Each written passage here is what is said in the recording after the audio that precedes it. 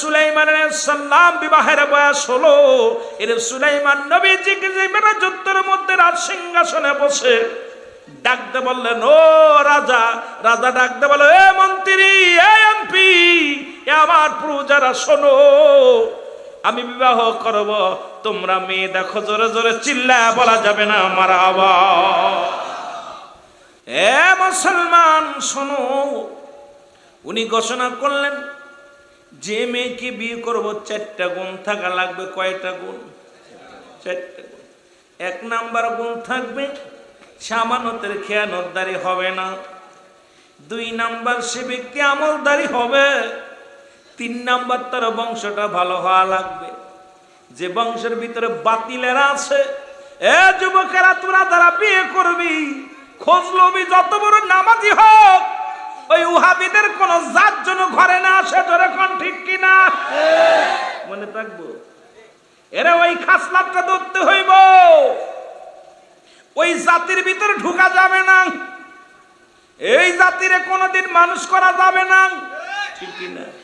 এ মুসলমান, তার বংশ পরিচয় হওয়া লাগবে, বংশ ভালো হওয়া লাগবে। 4 নাম্বার, তাকে রূপবতী হতে হবে। সারা দেশের মধ্যে, রাজ্যের মধ্যে চিঠি লিখে সরিয়ে ফেললেন, সুলাইমান পয়গম্বর বিবাহ করবে। সুলাইমান পয়গম্বর রাজা বিয়ে করবে। কোন নারী আসুনি, এমন কোন নারী 4টে গুণের গুণান্বিত কেউ আসুনি, বিয়ে দিব, তার সঙ্গে বিয়ে হবে। কোন নারী তার কাছে চিঠি লেখলেন না। চিঠি লেখলেন একজন জালে, যিনি মাছ ধরে, সমুদ্রে মাছ ধরে। ইনে জালের একটা কন্যা আছে, আল্লাহ তাআলা তারে দান করেছিল, একটা জেলের মেয়ে। ওই জেলের মেয়ে যেমন রূপবতী, তেমন আমলদারি ছিল, তেমন ছিল মুসলমান, সব দিক থেকে অনেক ভালো। 1 নম্বরে গুণবতী ছিল, 2 নম্বরে আমলদারি ছিল, 3 নম্বরে মুসলমান আমানতদারি ছিল, 4 নাম্বারটা ওনার ছিল না। যেহেতু বংশ পরিচয়, তিনি গরিব, গরিবের একটা জেলের মেয়ে। এইটা 3টা নিয়ামত আল্লাহ তার ভিতরে দান করেছিল, একটা নিয়ামত নাই। বাবা বড় স্বপ্ন দেখলেন। বাবা চিন্তা করে আর ডাকতে বলে, আল্লাহ, যদি পয়গম্বর সুলাইমান যদি আমার জামাই হয়, পয়গম্বর সুলাইমান যদি আমার জামাই হয়, আমার জীবনটা ধন্য। কারণ এই পৃথিবীর মধ্যে, এই রাজত্বের মধ্যে সুলাইমান পয়গম্বর যত নামাজি, যত বুজুর্গ, যত আল্লাহওয়ালা, এমন একজন পুরুষ যদি আমার জামাতা হয়, আমার জীবন ধন্য।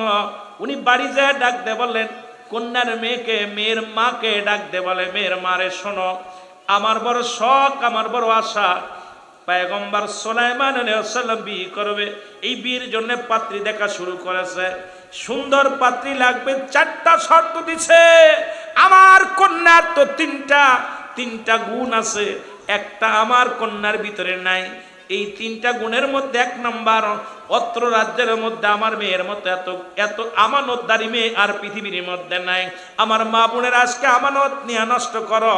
দেখা যায় প্রেম প্রীতি করে তোমার সম্পদ লুটাইয়া দিছ অন্য পুরুষের কাছে। মুসলমান, তোমার রূপ জৈবন দেখে ফেলেছ অন্য পুরুষে। কিন্তু মুসলমান শোনো, তুমি আমানতের খেয়ানত করলে, তুমি তোমার বিয়ের আগেই তোমার আমানত, স্বামীর আমানত অন্যের কাছে বিলিয়ে দিলে, আল্লাহর আদালতে কি জবাব দিবে? আমার যুবক ভাইরা যারা সুন্নি বলে দাবি করো, একটু আলোচনাটা শোনো, আল্লাহ যেন বুঝার তৌফিক দান করে। জোরে জোরে চিল্লায় বলা যাবে না মারহাবা। মেয়ের মার সঙ্গে আলাপ পরামর্শ শুরু করে দিল। জালে মশাই বলে, মেয়েটাকে বিবাহ দিতে যদি পারতাম, আমি বাবা হয়ে বড় ধন্য হয়ে যেতাম। আমি বাবা হয়ে পৃথিবীর মধ্যে সবচেয়ে বেশি হ্যাপি হতাম। কারণ একজন আল্লাহওয়ালা জামাতা পাইতাম, একজন আল্লাহওয়ালা বুজুর্গ। শুধু আমি সম্পদের জন্য সুলাইমানকে চাই না, রাজত্বের জন্য সুলাইমানকে চাই না। সুলাইমান পয়গম্বর আল্লাহর একজন প্রিয় মানুষ। সে সদা সর্বদা আমল করে, নামাজ পড়ে, রোজা রাখে, পৃথিবীর মধ্যে সবচেয়ে ভালো আমলগুলো করে। এমন একজন আল্লাহওয়ালা জামাই যদি আমার জীবনে জুটে যেত, আমার কপাল খুলে যেত। জোরে জোরে চিল্লায় বলো সুবহানাল্লাহ।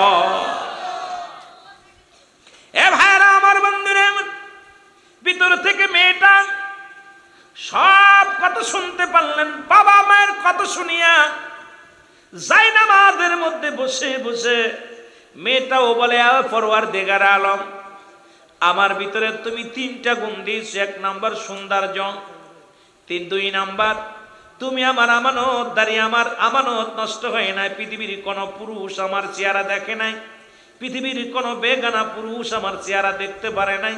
আমি আমার স্বামীর আমানত নষ্ট করি নাই। এ পরওয়ারদিগার আলম, শুধু একটা গুণ আমার ভিতরে নাই, সেটা হলো আমরা গরিব মানুষ, আমাদের বংশ, আমার বংশ হলো আমার আব্বা জান মাছ মারে, মাছ ধরে জেলে। সুতরাং আল্লাহ যদি সুলাইমান পয়গম্বর আমার স্বামী হতো, আমার জীবনটা ধন্য হয়ে যেত।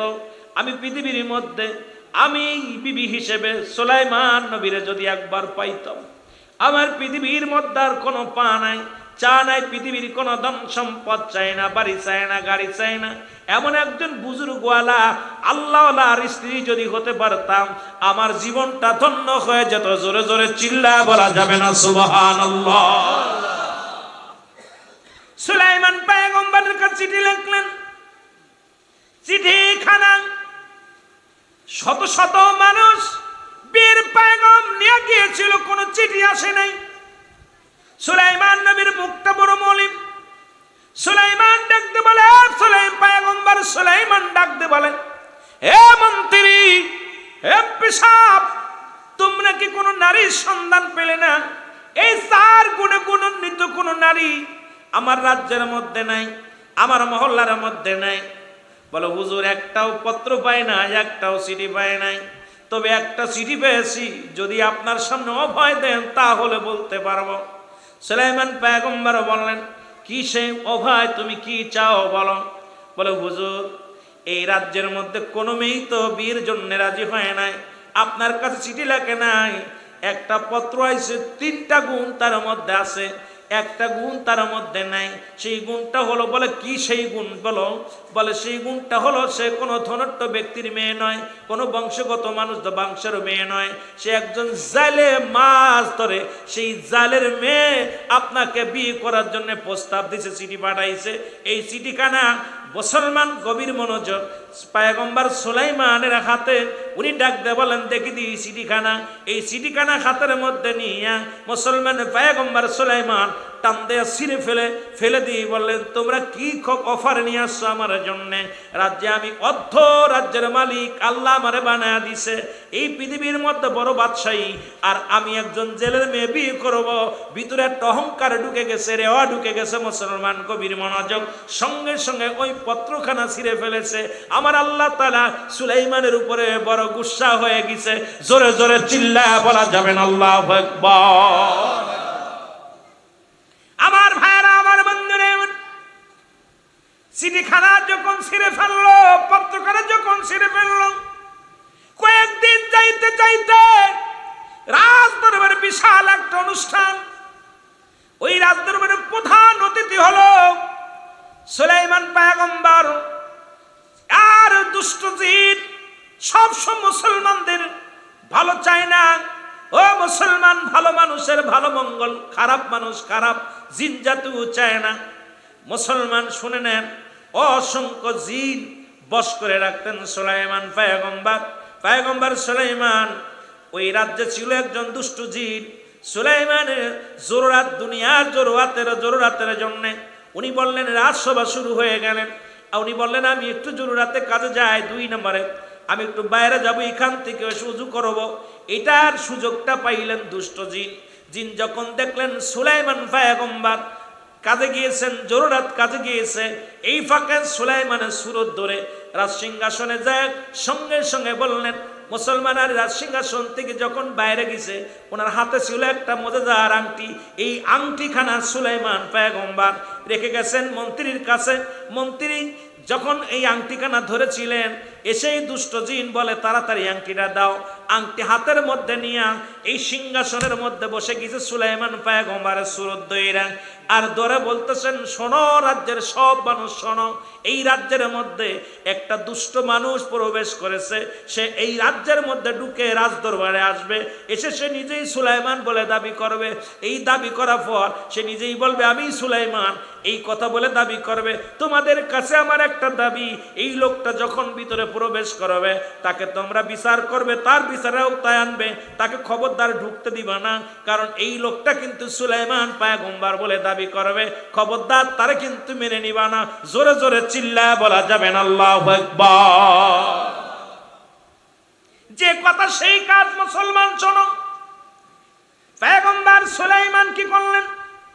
এ মুসলমান শোনো, এদিকে উনি বাইরে থেকে জরুরাত শেষ করে অজু করে পুত পবিত্র হয়ে যখন ভিতরে ঢুকলেন, প্রহরীরা বাধা দিলেন। দেখে সুলাইমানের চেহারা, পয়গম্বর সুলাইমানের চেহারা আর আগে যে বসে আছে রাজসিংহানে একই রকম চেহারা। আল্লাহু আকবার বলেন। একই রকম চেহারা। উনি বলে, প্রহরীরা বলে দাঁড়ান, আপনি কে? আমি তোমাদের নেতা, তোমাদের রাজা। পয়গম্বর সুলাইমান কয়, না না, আমাদের রাজা তো ভিতরে প্রবেশ করেছে, তুমি আবার কে? আমি তোমাদের রাজা, আমি তোমাদের পয়গম্বর, আমি তোমাদের সুলাইমান, আমাকে তোমরা চিনতে পারছো না? কয় না, একটু আগে একজন গিয়েছে, সেই তো আটেন, দেখে আসি। ভিতরে যায় দেখে মুসলমান পয়গম্বর সুলাইমান আলাইহিস সালাম যায় দেখে ওই রাজ সিংহাসনে বসে আছে, একই সুরত দইরা, একই রূপ দইরা চেয়ারের মধ্যে বসে আছে। আর এক নজর দুষ্ট জিন দেখার সঙ্গে সঙ্গে প্রজাদেরকে, প্রজারা শোনো, একটু পরেই সেই লোকটা হয়তো রাজ দরবারে ঢুকবে, ঢুকেই বলবে আমি সুলাইমান, আসল সুলাইমান। খবরদার খবরদার, তার কথা বিশ্বাস করবে না, সে কিন্তু দুষ্ট প্রকৃত।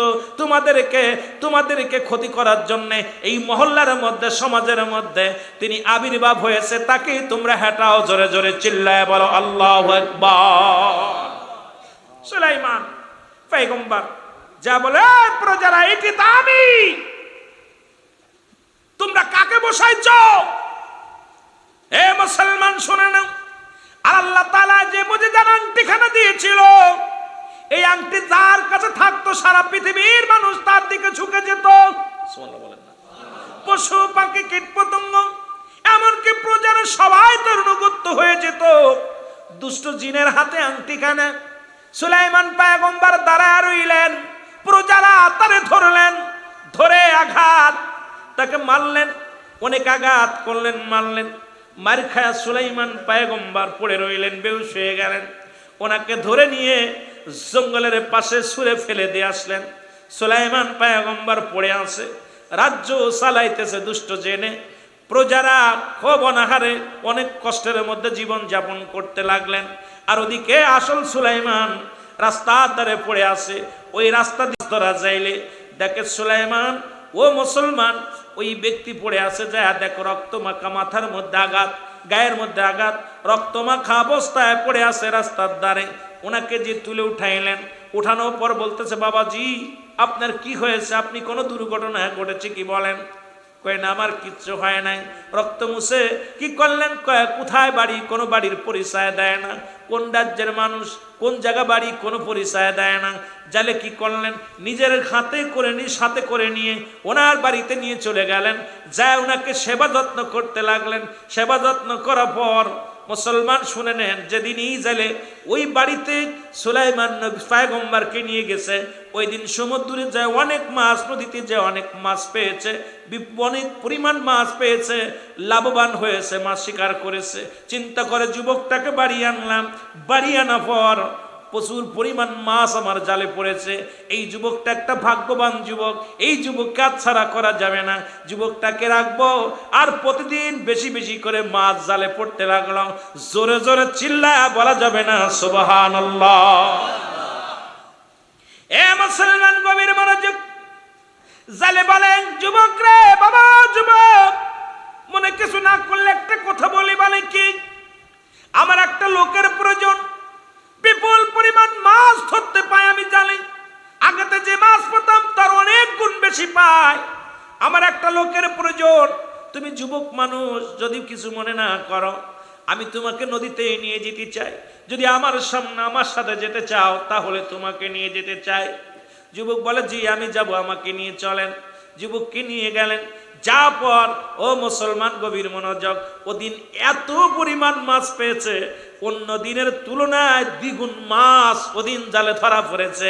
জালে অত্যন্ত খুশি হয়ে গেছে, যারে যুবক এত বড় ভাগ্যবান, যেদিন থেকে আমার বাড়িতে আসছে আজকে তারে নদীতে আনছি, বিপুল পরিমাণ মাছ পেয়েছি। সুতরাং এই যুবক একজন আল্লাহওয়ালা ভালো ব্যক্তির মধ্যে কোনো সন্দেহ নাই। জোরে জোরে চিল্লা বলা যাবে না মারহাবা? আর একটু জোরে চিল্লা বলেন মারহাবা। যুবক কি করছে? যুবককে মাছ ধরার পর এর অনেক দিন যাচ্ছে, বছর একটা ঘুরে গেছে, এক বছর পূর্ণ হয়ে গেল। জেলে ডাকতে বলে, বাবা তোমাকে একটা কথা বলতে চাই। বলে কি কথা? কয় বাবা তুমি নামাজি ব্যক্তি, বুজুর্গ ভালো ব্যক্তি, তোমাকে একটা কথা বলি। আমার বাড়িতে আমরা কয়জন সদস্য তুমি বলতে পারো কিনা? তোমাকে ধরে বলে কেন আমরা 3 জন। কয়জন? জোরে বলেন কয়জন? এক বছরে যে বাড়িতে আছে সেই বাড়িতে কয়জন মানুষ? জালে বলে কয়জন মানুষ? বলে বাবা আমরা আপনার বাড়িতে 3 জন মানুষ। কয় না রে বাবা, না 3 জন নয়, 4 জন মানুষ। বলে 3 জন কে কে? কয় আপনি, আমি আর আমার চাচি, যিনি আপনার ওয়াইফ, আপনার বিবি। কয় না বাবা না, এরপরও আর একটা মানুষ আছে এই বাড়িতে, আমাকে আল্লাহ একটা কন্যা সন্তান দান করেছে, এই কন্যাটা বাড়ির মধ্যে আছে। জোরে জোরে চিল্লায় বলেন সুবহানাল্লাহ। দেখেন না তৎকালীন জামাতে এই পর্দার বিধান, কত বিধান ছিল, কত সুন্দর ছিল। আর আমাদের অবস্থা, পয়গম্বর সুলাইমান গভীর মনোযোগ, এ মুসলমান, উনি অবাক হয়ে গেলেন। উনি চিন্তা করেন একটা বছর জালের বাড়িতে এই 3 জন মানুষ ব্যতীত আমি আর কাউকে দেখি নাই। কয় বাবারে আমার যে মেয়েটা আছে 1 নম্বর সামানতদারি, পৃথিবীর মধ্যে কোনো বেগানা পুরুষের সামনে যায় না, পৃথিবীর মধ্যে কোনো বেগানা পুরুষের সামনে যায় না। এমনি আল্লাহ তারে এবং আমলদারি, অত্যন্ত আমলদারি। আমার মেয়ে নামাজ পড়ে, আমার মেয়ে রোজা রাখে, আমার মেয়ে পর্দা করে, অনেক আল্লাহওয়ালা। আমার মেয়েটা পর্দাসিনী, আমার মেয়েটা দুনিয়ার মধ্যে রূপবতী। আমার মেয়েটার শুধু একটা গুণ নাই। বড় আশা ছিল, বড় স্বপ্ন ছিল, বড় আশা করেছিলাম এই জামানার পয়গম্বর সুলাইমান পয়গম্বরের সঙ্গে আমার মেয়েটা বিবাহ দিব, কিন্তু আমি গরিব হওয়ার কারণে তার সঙ্গে শুভ কাজটা হলো না। আমার চিঠি প্রত্যাখ্যান করেছে। বড় আশা নিয়ে আমার মেয়েটা আমল করে, মেয়েটারও বড় শখ ছিল, বড় আশা ছিল সুলাইমান পয়গম্বরকে বিয়ে করবে, কিন্তু কপালে নাই।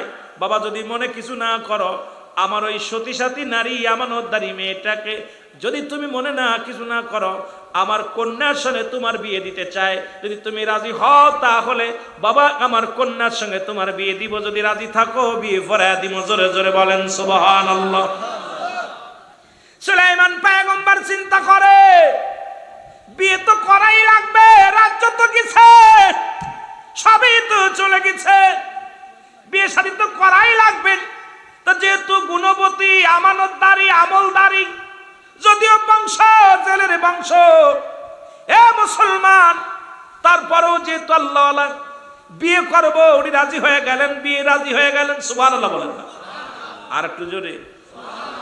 বিবাহ হয়ে গেল, জেলের মেয়ের সঙ্গে সুলাইমান পয়গম্বরের বিয়ে হয়ে গেল। বিয়ে হয়ে গেল, বিয়ের পরের দিন সুলাইমান আলাইহিস সালামকে নিয়ে গেলেন। শ্বশুর বলতেছে বাবাজি চলো নদীতে যায়, মাছ ধরতে যায়। নিয়ে গেলেন। ওদিন যেদিন বিয়ে পড়াইলেন, ওদিক যখন জাল পেতেছে এত পরিমাণ মাছ ধরেছে, ওই মাছ উঠানোর ক্ষমতা নাই। জালে এত, প্রতিটা জালের করার মধ্যে এত পরিমাণ মাছ ধরেছে। ওর মধ্যে বিশাল একটা মাছ ওদিন কি হয়েছিল শুনে নেন। মুসলমানের মধ্যে কথা বাদ গেছে, কথাগুলো না বললে বুঝতে পারবেন না। সুলাইমান আলাইহিস সালাম কি নদীর মধ্যে দেখছে একজন ভালো জিন দেখে মুসলমান সুলাইমান পয়গম্বর মাছ ধরতেছে। সুলাইমানকে দেখে ভালো জিনটা চিন্তা করে, হারে সুলাইমানের কি অবস্থা, এখানে কেন মাছ ধরে? যিনি পৃথিবীর মধ্যে বড় রাজত্ব আল্লাহ দান করেছে, পৃথিবীর মধ্যে ধন সম্পদের মালিক বানায়া দিছে, সে আজকে কেন মাছ ধরে নদীতে? কারণটা কি জানতে হবে। সুলাইমান এখানে কেন? উনি একটা দড়ি চলে গেলেন। জিন যা, ভালো জিন যা দেখে দুষ্ট জিন বসে বসে রাজত্ব পালন করার রাজ্যে বসে বসে হুকুম দেয়, প্রজাদের কষ্ট দেয়, প্রজাদের দুঃখে সুখ কিচ্ছু দেখে না, শুধু জিন শুধু নিজের কাজ চালায়। সারা পৃথিবী তার মুঠোর তালুর মধ্যে নিয়ে নিজেকে বড় ক্ষমতাবান দাঁড়ি মনে করতেছে। দূর থেকে ভালো জিন দেখে দুষ্ট জিনকে দাবর শুরু করেছে। আহারে এ মুসলমান যখন দাবর শুরু করেছে, এই দাবর খায়া জিন রাজদরবার থেকে, রাজ সিংহাসন থেকে উঠে এত জোরে দৌড় দিছে, দৌড়াইতে দৌড়াইতে ওই নদীর মধ্যে যাইতেছিল। ওই দুষ্ট জিন কি করছে, সুলাইমান আলাইহিস সালামের হাতের ওই আংটিখানা পানির মধ্যে ফেলে দিছে। জোরে জোরে চিল্লায় বলা যাবে না মারহাবা। যখন আংটিখানা ফেলে দিছে, ওই সমুদ্রের বড় একটা মাছ, ওই মাছটা আধার মনে করে আংটিখানা গিলে ফেলেছে। সুবহানাল্লাহ বলেন। আর ওই সমুদ্রের মাছ, নদীর যত মাছ, সব মাছগুলো ওই বড় মাছটার দলভুক্ত হয়ে গেছে, সবাই তার মুখী হয়ে গেছে। সমস্ত মাছগুলো ঝাঁকে ঝাঁকে বড় মাছের পাশে ঝাঁকে ঝাঁকে আসতেছিল। আর যখন সুলাইমান নবীকে নিয়ে মুসলমান জালে যখন জাল ফেলছে, আর ওই জালের ফেলার সঙ্গে সঙ্গে ওই বড় মাছটা, যে মাছটা আংটিখানা খেয়েছে, মুজেজার আংটিখানা, ওই আংটিখা মাছটা ও মুসলমান সামনে হাজার হাজার মাছ এসে জালের মধ্যে পড়ে গিয়েছে। জাল উঠানোর পর সমস্ত মাছগুলো বিক্রি করে দিছে। বড় মাছটা জেলে বলে, আমার নতুন জামাই গতকালকে বিয়া হয়েছে, এই মাছটা আমার জামাইরে আমি সুন্দর করে খাওয়াইবো, এই মাছটা আমি বিক্রি করবো না। বাড়ি নিয়ে চলে আসলেন। বাড়ি এসে বিবিকে ডাক দিয়ে কয়, বিবি রে, আমি সব মাছ বিক্রি করে দিছি, একটা মাছ বাকি রাখছি, সবচাইতে বড় মাছটা আমি বাড়ি নিয়ে আসছি, এই মাছটা ভালো করে কেটে দাও, এই মাছটা কেটে জামাইরে সুন্দর করে খাওয়াও, কারণ আমি গরিব মানুষ, এত কিছু খাওয়াইতে পারি না। ওই মাছ নদী থেকে বড় মাছটা ধরেছি, এই মাছটা আমার জামাই বাবাজিকে, মেয়েকে সুন্দর করে মাছ রান্না করে খাওয়াও। জোরে জোরে চিল্লায় বলা যাবে না সুবহানাল্লাহ। মাছটা দিলেন খুকিরে, জালার মেয়েরে বলছে, মা মাছটা তুমি কোটো। মেয়েটা বিসমিল্লাহ বলে, এমন আমলদারি মেয়ে, বিসমিল্লাহ করে মাছটা যখন পোজ দিছে গলার মধ্যে, আর অমনি একটা আংটি বাইর হয়ে গেছে। সুবহানাল্লাহ বলেন। মেয়ে আংটি দেখি অমূল্য রতন, আংটিটা নিয়ে চিন্তা করে, হারে জামাইরে তো কিছু দিতে পারলাম না, বাসর রাত্রে, আগামী দিন আমার বাসর হবে আজকে রাত্রে, তো জামাই যখন আমার বাসর ঘরে আসবে, আমি তাকে, আমার স্বামীকে এই পুরস্কারটা দিব। উনি ভিতরে ঢুকছে, পুরস্কারটা হাতের মধ্যে আংটি নিয়ে বাসর ঘরে যায় বসে আছে। সুলাইমান পয়গম্বর সন্ধ্যার পরে রাত্রে ইবাদত বন্দেগী করে যখন ঘরের মধ্যে আপনার বাসর ঘরে গেছে, বিবিকে সালাম দিছে, আসসালামু আলাইকুম, বিবি ভালো আছে? বিবির সালামের উত্তর দেওয়ার পর বলতেছে, বিবি আজকে তোমার কাছে একটা কথা জানতে চাই, বাসর রাত্রে সত্য করে বলবা, তুমি কোনো প্রেম টেম করছো নি, কোনো ভালো কারো মন দেওয়া নেওয়া করছো নি? বিবি বলে, স্বামীরে, হ্যাঁ আমি একজনকে মন দিয়ে ফেলেছিলাম। সুবহানাল্লাহ বলেন না, আরো জোরে বলেন না। ওই স্মৃতি সুলাইমানের ভাষা, যে মেয়ে তো চিঠি লিখছিল, আমি একটা ছেলেকে মন দিয়ে দিছিলাম। কেমনে? কই, এই দেশের প্রেসিডেন্ট বাদশা সুলাইমানকে আমি মনে প্রাণে ভালোবেসে ফেলেছিলাম। সুবহানাল্লাহ বলেন না, আরো জোরে। কই তারপরে কি হলো? কয়, আমি চেয়েছিল 4টা গুণের গুণান্বিত একটা কন্যা, একটা মেয়ে চেয়েছিল। আমার ভিতরে 3টা গুণ ছিল, একটা গুণ ছিল না। সেই গুণটা হলো যে আমার বাবা দরিদ্র জাইলা, এই জন্যে আমার বিয়ে প্রত্যাখ্যান করেছে।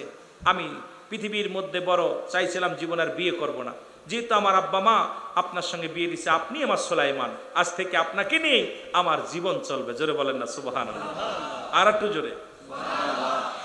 মুসলমান গভীর মনোযোগ। বিবি পায়ের মধ্যে সালাম দিয়া স্বামীর হাত ধরলেন, হাত ধরে বলে, স্বামী রে, আজকে আমি একটা উপহার দিব পৃথিবীর মধ্যে, আমি কন্যা একটা ভালো, আমি আপনার বিবি একটা উপহার দিব। উনি হাতটা নিয়ে পয়গম্বর সুলাইমানের হাতের মধ্যে যে আংটিখানা ভরে দিছে, সঙ্গে সঙ্গে সুলাইমান পৃথিবীর যে হারানোর শক্তিগুলো যত কিছু ছিল সব কিছু আবার ফিরে পাইল। সুলাইমান লজ্জা পেয়ে গেলেন, মাথা নত করে, যে মেয়ের বীর প্রত্যাখ্যান করেছিলাম আমি, সেই মেয়েকে আমি বিবাহ করলাম, সেই মেয়েকে আমি পাইলাম। সুলাইমান পয়গম্বর তখন বিবিকে ডাকতে বলে, বিবি রে, শোনো শোনো, ও বিবি শোনো, পৃথিবীর মধ্যে আজকে তোমাকে আমি একটা কথা বলি, তুমি আমাকে হারান রত্ন ফিরিয়ে দিছো, আল্লাহ পাকের মুজেজার এই আংটিখানা তুমি কোথায় পেলে আগে বলো? কয় আংটিখানা আমার আব্বা জানছে, মাছটা ধরে আনছেন আপনি যে গিয়েছিলেন নদীতে, নদীতে আপনি এবং বাবা যান যা পার যে আংটিখানা, এই আংটিখানা মাছের পেটের মধ্যে পেয়েছি। আমি দেখে অনেক খুশি হয়েছিলাম, চিন্তা করেছিলাম আমার জামাইকে আমার স্বামীকে এটা দিব, উপহার দিব, এই রেখে দিয়েছিলাম যত্ন করে। আজ আপনাকে আমি দিলাম উপহার, কারণ আপনি আমার সুলাইমান, এইটা মনে করে আমি দিলাম। কয় না রে বিবি না, তুমি সত্য সুলাইমানের হাতে আংটি দিছো, তুমি মিথ্যা সুলাইমানের হাতে আংটি দাও নাই। কারণ তুমি মনে মনে যারা চেয়েছিলে, যাকে মনে প্রাণে মন দিয়ে দিয়েছিল আল্লাহকে, পৃথিবীর মধ্যে একমাত্র আল্লাহকে পাওয়ার জন্যে, একমাত্র জান্নাত পাওয়ার আশায়, দুনিয়ার জিন্দেগি নয়, আল্লাহ পাকের গোলামি করার জন্য, আল্লাহ পাকের দাসত্ব করার জন্য বিবিরে আজ তুমি সেই সুলাইমানকে পেয়েছ। আর পৃথিবীর সমস্ত ইতিহাস, ওই ইতিহাসগুলো উনি বললেন। আমি সুলাইমানের যা হয়েছিল মুসলমান শুনে নেন। এই জন্য গভীর মনোযোগ আমি আপনাদেরকে বলে যাই, বিস্তারিত বলতে গেলে অনেক সময়ের ব্যবধান। আল্লাহ পাক যখন নিয়ত করবেন, ভালো নিয়ত, ভালো সহি নিয়ত করবেন। সুন্নি ভাইরা সুন্নি থাকার চেষ্টা করবেন, সুন্নি নারীকে বিবাহ করার সৃষ্টি নিয়ত করবেন, আমলদারি আমানতদারি মেয়েকে বিয়ে করার চেষ্টা করবেন, আল্লাহওয়ালা মেয়েদেরকে বিয়ে করার চেষ্টা করবেন। ও আমার মারা শুনে নাও, তোমরাও পৃথিবীর মধ্যে আল্লাহওয়ালা ওই ছেলেটাকে বিয়ে করার জন্য চেষ্টা করবা। কোনো দাউস নয়, পৃথিবীর মধ্যে কোনো দাউস মেয়ে দাউস ছেলেকে বিয়ে করার চেষ্টা করবেন না। পৃথিবীর মধ্যে রিক্সা চালক, ভ্যান চালক হোক, ভ্যান চালক হোক, নবীর প্রেমিককে বিয়ে করো। মুসলমান নয়, একজন আদর্শবান পুরুষকে বিয়ে করো, হালাল খোর বান্দাকে বিয়ে করো, হালাল খোর বান্দিকে বিয়ে করো। দুনিয়াতেও শান্তি পাবে, আখিরাতেও শান্তি পাবে। আল্লাহ বুঝার তৌফিক দান করো। সকলে চিল্লায়, জোরে জোরে চিল্লায় বলেন আমিন। এ দুনিয়ার মুসলমান, নবী লাগবে কবরে, নবী লাগবে মিজানে, নবী লাগবে ফুলসিরাতে, নবী লাগবে আমাল কিয়ামতের ময়দানে। নবী বিনে কোনো বান্ধব নাই, নবী বিনে কোনো উপায় নাই, নবী বিনে কোনো গতি নাই। এই নবীর আশেকেরা সেই নবীর সম্মান, সেই নবীর প্রেম ভালোবাসা যার অন্তরে যতটুক, তার ঈমান বলতে ততটুক। নবীজির প্রেম ভালোবাসা যার অন্তরে নাই, তার ঈমান বলতে কিচ্ছু নাই। জোরে জোরে বলেন ঠিক কিনা? এরে নবীর ভালোবাসা দাড়ির মধ্যে নয়, টুপির মধ্যে নয়, নবীর ভালোবাসা জুব্বার মধ্যে নয়, নবীর ভালোবাসা ঢুকাও অন্তরের মধ্যে। আজকে সুন্নি ভাইরা নবীর ভালোবাসা অন্তরের ভিতরে ঢুকানোর কারণে নবীর নামে তারা পাগল পারাপর। সুন্নি ভাইরা নবীর ভালোবাসা হৃদয়ের ভিতরে ঢুকানোর কারণে বাড়ি ছেড়েছে, ঘর ছেড়েছে, সংসার ছেড়েছে, নবীর নামে পাগল পারাপার হয়ে গেছে। জোরে বলেন ঠিক কিনা? আরো জোরে বলেন। যে কথা বায়ানী সাহেব বলতেছিল, মুসলমান শোনে, একটা হলো ঈমান আর একটা হলো আমল। এ ভাই, একটা হলো আমল, একটা হলো ঈমান। রুহুবিহীন বডির যেমন মূল্য নাই, ঈমানবিহীন কোনো আমলের মূল্য নাই।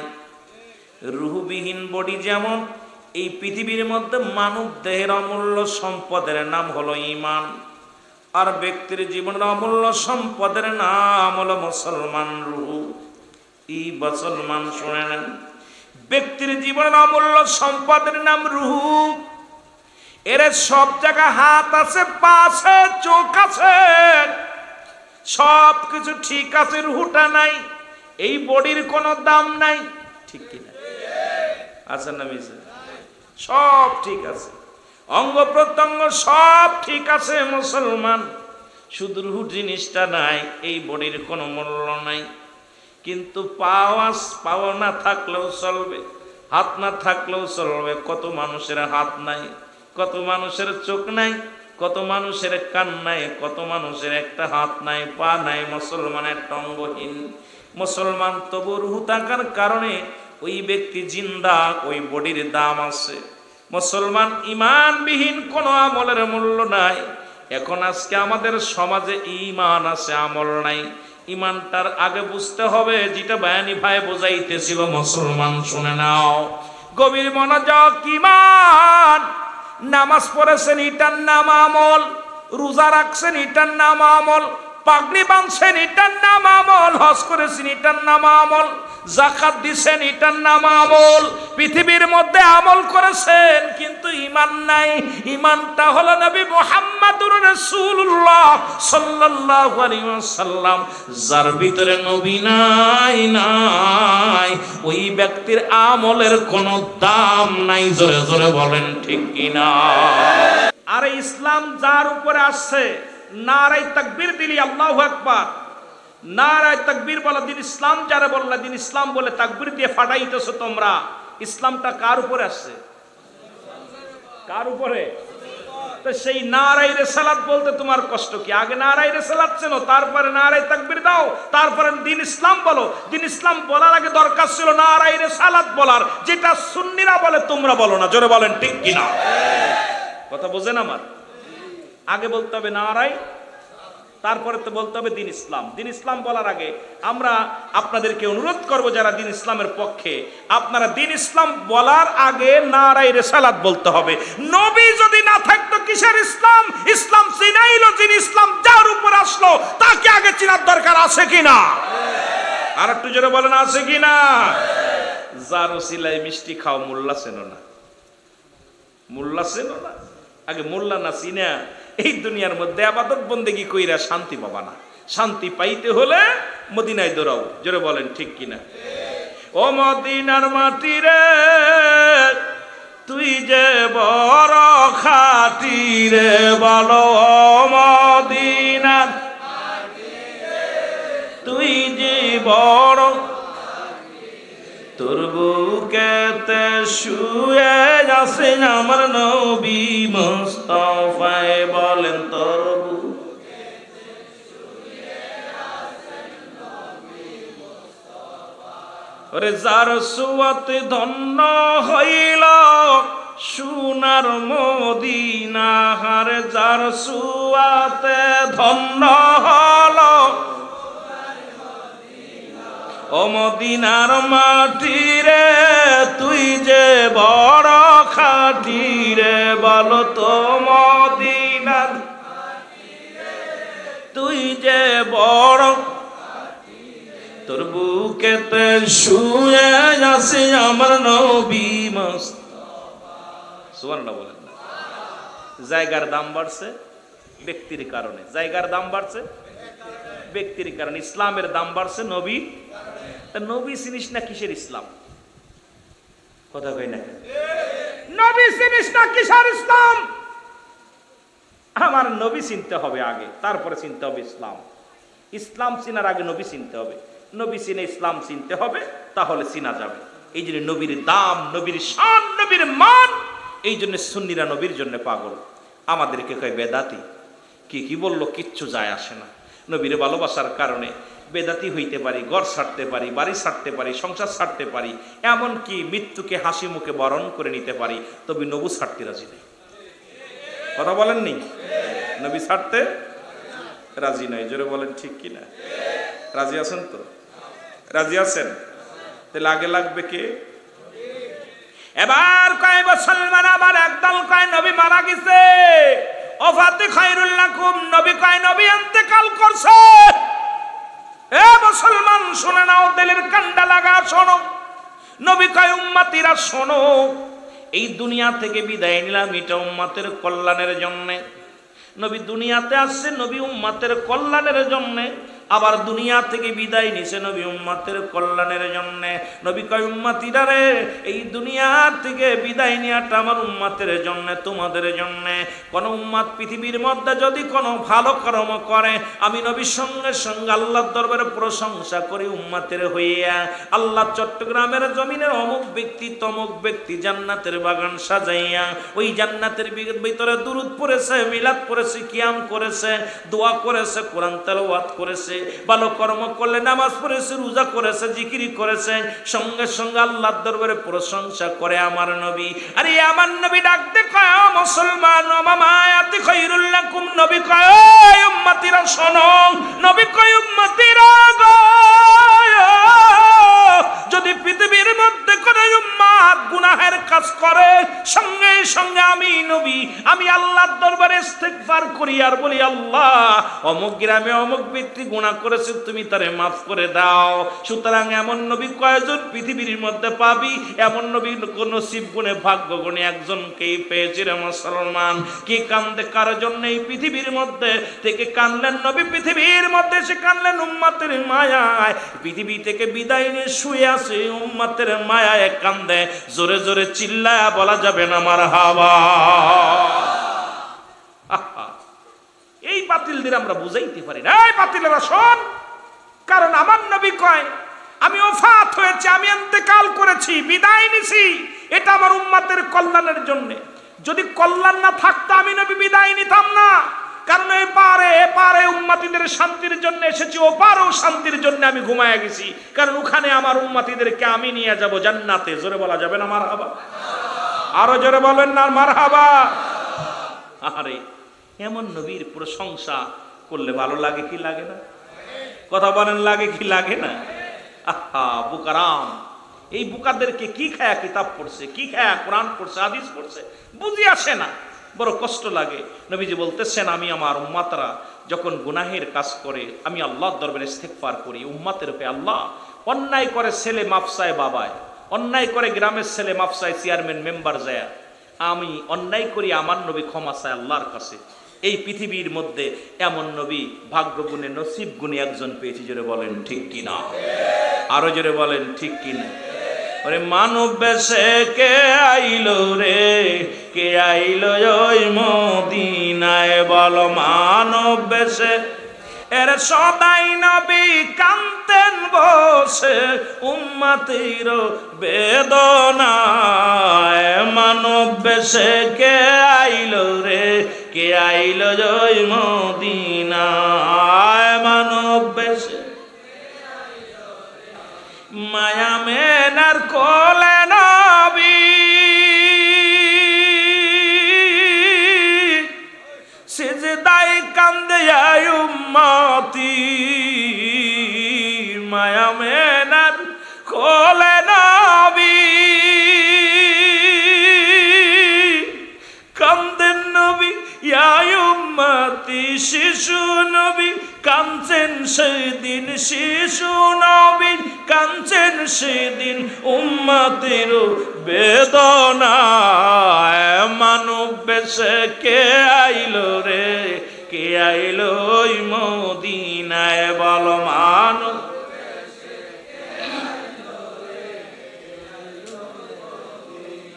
আহা আরো জোরে, মানব বেশে কে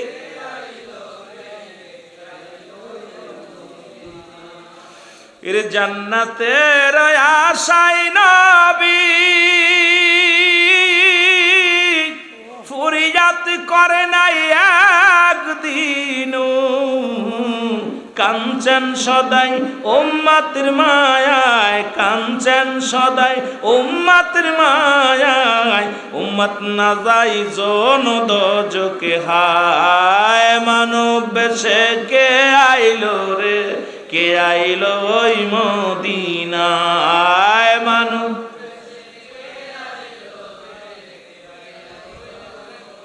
ওরে সিজদায় পড়ে কাঁদছেন নবী, সিজদায় পড়ে কাঁদছেন নবী উম্মতের বেদনায়। মানব বেশে কে আইলো রে, কে আইলো ওই মদিনায়।